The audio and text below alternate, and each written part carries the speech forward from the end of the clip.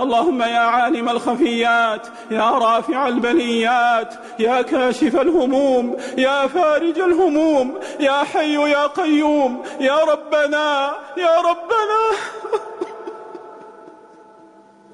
يا ربنا ويا سيدنا ويا مولانا، اللهم اصرف عنا هذا الوباء، اللهم اصرف عنا هذا الوباء، اللهم اصرف عنا هذا الوباء يا رب العالمين، اللهم اصرف عنا هذا الوباء يا رب العالمين، اللهم اصرف عنا هذا الوباء يا رب العالمين. اللهم إن عز الدواء وعجز الأطباء فأنت من ينزل الداء ويأذن بالشفاء إذا شاء. اللهم اشف كل مصاب ومحجور، اللهم اشف كل مصاب ومحجور، اللهم اشف كل مصاب ومحجور، وعظم لهم المثوبة والأجور. اللهم أنزل في قلوبهم الطمأنينة والسكينة والرضا بالقضاء يا رب العالمين.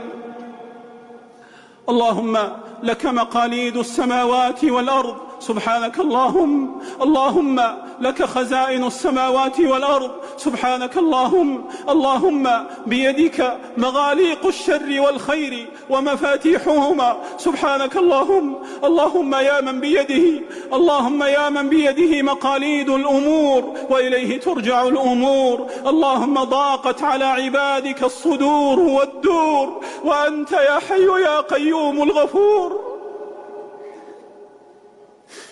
اللهم يا حي يا قيوم، اللهم افتح لنا مساجد أغلقت، اللهم افتح لنا مساجد أغلقت وأبوابا أوصدت. اللهم لا تحرمنا ما خولتنا من النعم، اللهم لا تحرمنا ما خولتنا من النعم، ولا تسلب ما أوليتنا من جليل الكرم، ولا تنزل علينا البلاء والغضب والفتن والنقم.